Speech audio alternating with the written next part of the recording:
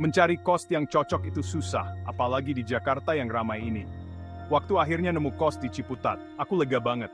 Harganya pas, dekat kampus, dan ada kamar kosong, jarang banget. Aku nggak terlalu peduli sama bangunannya yang udah tua atau bau apek yang kecium. Aku cuma bersyukur punya tempat tinggal sendiri.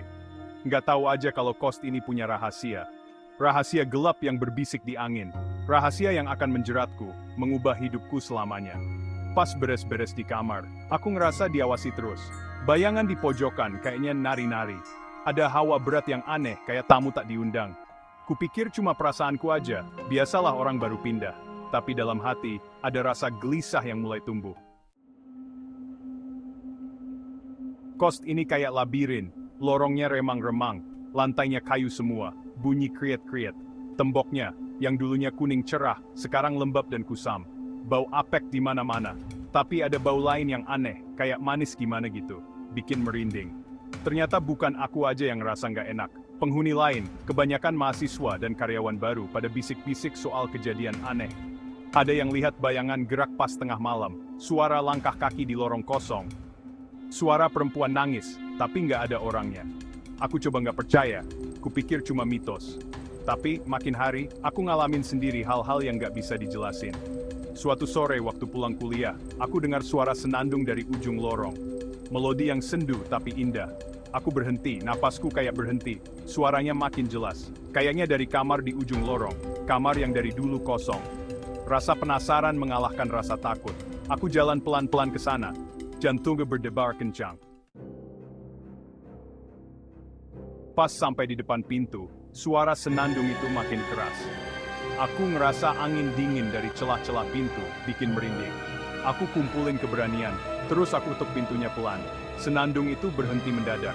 Suasana jadi hening banget. Aku tahan napas, berusaha dengar apa-apa. Tapi nggak ada suara apa-apa, nggak ada gerakan, nggak ada tanda-tanda kehidupan. Pas mau balik badan, aku dengar suara gedebuk pelan dari dalam kamar. Terus ada suara geraman pelan kayak binatang, bikin aku takut setengah mati. Aku langsung lari sekencang-kencangnya. Sambil lari, aku kayak dengar suara tawa di belakangku. Tawa yang melengking dan menakutkan, bikin aku merinding. Aku nggak berhenti lari sampai masuk kamar dan kunci pintu rapat-rapat.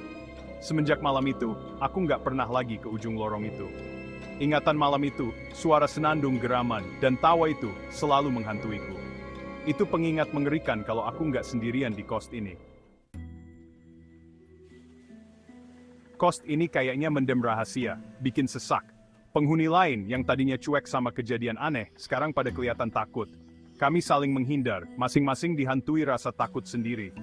Satu persatu, mereka mulai pindah. Ada yang kayak aku, terlalu takut buat tinggal di sini. Ada yang sakit aneh, demam tinggi, badan lemas, terus ngelantur. Ada yang kulitnya merah-merah kayak alergi, tapi nggak tahu kenapa. Mimpi buruk terus-terusan sampai kebangun tengah malam. Aku juga kena. Suatu malam, aku mimpi buruk. Aku takut banget, nggak bisa gerak, nggak bisa teriak. Aku ngerasa ada tangan dingin meluk leherku, makin lama makin kencang. Aku coba teriak, tapi nggak ada suara. Pas ngerasa mau mati, aku kebangun. Leherku sakit kayak abis teriak-teriak. Aku masih bisa ngerasain tekanan tangan gaib itu. Aku tahu aku harus pergi dari kos ini. Kos ini kayak nyedot energi hidupku, ngasih makan rasa takutku. Tapi aku harus kemana? Aku terjebak di sini, karena uangku makin tipis dan rasa takutku makin besar. Lalu, pada suatu malam, aku melihatnya. Perempuan berbaju putih. Aku baru pulang belajar dari rumah teman. Kos sepi banget, gelap mencekam. Pas sampai di tangga, aku melihatnya. Dia berdiri di ujung lorong, diterangi sinar bulan yang masuk dari jendela. Rambutnya hitam panjang tergerai kayak air terjun. Dia pakai gaun putih yang berkilau dalam gelap, kainnya melambai-lambai kayak kabut. Aku kaku, napasku tercekat. Pikiranku, yang berusaha berpikir logis, bilang kalau itu cuma penghuni lain yang pulang malam. Tapi dalam hati aku tahu, dia bukan perempuan biasa. Kepalanya pelan-pelan menoleh ke arahku, dan aku melihat tatapan paling mengerikan yang pernah kulihat. Matanya kosong, kayak lubang hitam yang menyedot semua kehidupan. Bibirnya tertarik membentuk senyuman mengerikan, memperlihatkan deretan gigi tajam. Rasa takut yang luar biasa mencengkeramku. Aku mundur, kakiku tersandung ujung tangga. Aku jatuh, kepalaku terbentur lantai bed dengan keras. Aku pingsan, Pas sadar, aku sudah di tempat tidur. Kepalaku pusing, pandanganku kabur. Aku duduk, jantungku masih berdebar kencang. Saat melihat sekeliling kamar, aku melihat sesuatu yang aneh. Seorang kakek-kakek duduk di pojok, menatapku lekat-lekat. Dia pakai baju Jawa, kemeja batik dan sarung. Wajahnya keriput, matanya dipenuhi kesedihan dan kekhawatiran. "Kakek siapa?" tanyaku, suaraku serak. "Aku kakekmu," katanya, suaranya pelan dan berat. "Atau lebih tepatnya, aku roh kakekmu. Aku datang untuk memperingatkanmu." Aku tercengang. Aku belum pernah bertemu kakekku. Beliau meninggal jauh sebelum aku lahir. Tapi ada sesuatu dari kakek ini, matanya yang teduh, yang membuatku merasa damai. "Memperingatkan tentang apa, kek?" tanyaku. Rasa takutku seketika hilang. "Perempuan berbaju putih itu," katanya, tatapannya menajam. "Dia arwah penasaran, terikat di tempat ini karena masa lalunya yang tragis. Dia ingin menjerat orang hidup ke dalam pusaran keputusasaannya. Amantain sejauh, verhefpegdeset." Kata-kata kakek membuatku merinding. Perempuan berbaju putih, arwah penasaran? Kos ini, penjara bagi jiwanya yang tersiksa? Semuanya terlalu sulit kucerna. "Dia siapa, kek?" bisikku, mencari jawaban. "Kenapa dia di sini?" Kakek menghela napas, matanya dipenuhi kesedihan mendalam. "Namanya Laras," katanya. "Dia perempuan muda yang cantik, periang. Dia tinggal di kos ini dulu, puluhan tahun yang lalu. Dia jatuh cinta pada seorang pemuda, mahasiswa yang menjanjikannya segalanya. Tapi dia dikhianati," lanjut kakek, suaranya berat. "Pemuda itu meninggalkannya, membuatnya patah hati dan sendirian. Karena putus asa, dia bunuh diri di dalam kos ini." Aku mendengarkan dengan saksama, hatiku sakit mendengar kisah Laras. Pengkhianatan, patah hati, keputusasaan, perasaan yang sangat kupahami. "Sejak saat itu, arwahnya terjebak di sini," kata kakek, suaranya lirik. "Arwahnya yang tidak tenang, bergentayangan di kos ini, mencari kedamaian dan balas dendam." Aku terbangun, kata-kata kakek terngiang di telingaku. Kamar itu kosong, tapi aroma cendana masih tercium, jejak nyata dari tamu misteriusku. Kepalaku pusing, badanku lemas, tapi pikiranku tidak bisa diam. Aku harus tahu lebih banyak tentang Laras. Aku harus memahami rasa sakitnya, kemarahannya.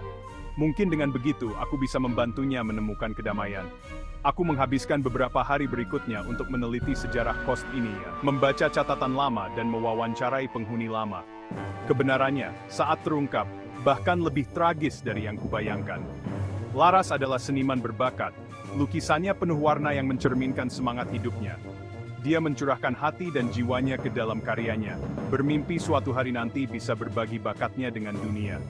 Tapi mimpinya hancur, karena pria yang dicintainya, pria yang memanfaatkannya demi kesenangan pribadinya. Semakin banyak yang kutahu tentang Laras, semakin aku merasa terhubung dengannya. Kami sama-sama pemimpi, sama-sama mencari tempat di dunia ini. Tapi jika aku diberi kesempatan untuk hidup, untuk mencintai, untuk mengalami semua yang ditawarkan kehidupan, Laras tidak mendapatkan kesempatan itu. Kisahnya, yang terhenti secara tragis, beresonansi dalam jiwaku. Kos ini terasa berbeda sekarang, lebih berat. Udaranya pekat dengan kesedihan yang tak terucapkan, dinding-dindingnya membisikkan kisah cinta dan kehilangan. Aku bisa merasakan kehadiran Laras di mana-mana, dalam gemerisik dedaunan di luar jendelaku, dalam derit lantai kayu di bawah kakiku, dalam aroma melati samar yang sepertinya mengikutiku seperti bayangan. Suatu malam, karena tidak bisa tidur, aku duduk dan menulis surat untuk Laras. Aku mencurahkan isi hatiku padanya, berbagi pengalamanku tentang patah hati dan pengkhianatan. Aku mengatakan padanya bahwa aku memahami rasa sakitnya, bahwa aku bersimpati dengan kemarahannya. Tapi aku juga mengatakan padanya bahwa dia tidak harus terjebak di masa lalu, bahwa dia pantas mendapatkan kedamaian, bahwa kisahnya tidak harus berakhir tragis. Pagi harinya, aku meninggalkan surat itu di tangga menuju loteng, satu-satunya tempat di kos ini yang paling membuatku takut. Konon, Laras bunuh diri di loteng, dan sejak itu loteng itu selalu terkunci. Aku tidak tahu apakah dia akan membaca suratku, tapi aku berharap entah bagaimana, dia bisa merasakan ketulusanku, keinginanku untuk membantunya menemukan kedamaian. Malam itu, untuk pertama kalinya dalam beberapa minggu, aku tidur nyenyak. Hari-hari berikutnya terasa damai. Suasana menyesakkan yang menyelimuti kos ini sepertinya terangkat, digantikan oleh rasa tenang. Mimpi buruk yang menghantuiku berhenti, dan kejadian-kejadian aneh itu berkurang hingga tinggal kenangan. Aku tahu Laras masih ada di sana, tapi kehadirannya tidak lagi mengancam. Rasanya justru menenangkan, seperti melindungi. Aku punya firasat dia sudah membaca suratku, dia sudah mendengar kata-kataku, dan dia akhirnya siap melepaskan masa lalunya. Suatu sore, saat aku sedang berkemas, bersiap untuk pindah ke apartemen baru, aku mendengar ketukan lembut di pintu. Kubuka pintu dan melihat seorang nenek-nenek berdiri di lorong. Tubuhnya kecil dan renta, wajahnya keriput, tapi matanya berbinar dan penuh semangat hidup. Kamu mau pindah? Iya, Nek, kataku sambil tersenyum ramah. Saya sudah dapat tempat tinggal baru, lebih dekat dengan kampus. Boslah, dan ini, menimbak tower segang jeduk simpan, kenangan, ay sakit. Dia melihat sekeliling lorong, tatapannya menerawang, seolah melihat sesuatu yang tidak bisa kulihat.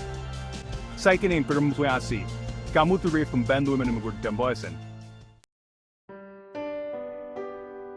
Sebelum aku sempat bertanya apa maksudnya, nenek itu berbalik dan berjalan pergi menghilang di ujung lorong. Aku tidak pernah melihatnya lagi. Aku pindah dari kos itu keesokan harinya. Saat pergi, aku tidak bisa menahan diri untuk tidak menoleh ke belakang, memandang bangunan tua itu. Bangunan itu tampak lebih kecil, tidak semenakutkan dulu. Matahari terbenam, bayangan panjang terbentang di halaman yang ditumbuhi rumput liar. Tapi untuk pertama kalinya, aku tidak merasakan ketakutan. Hanya kesedihan mendalam untuk wanita yang telah terjebak di sana begitu lama. Aku tidak pernah melupakan Laras. Kisahnya tetap bersamaku, pengingat konstan tentang kekuatan cinta, rasa sakit karena pengkhianatan, dan pentingnya memaafkan. Dan meskipun aku tidak pernah melihatnya lagi, terkadang aku merasakan kehadirannya, aroma melati samar di udara, gerakan sekilas di sudut pandanganku, kehangatan lembut yang menyebar di dadaku. Itu adalah pengingat halus, bahwa bahkan dalam kematian, selalu ada harapan untuk kedamaian.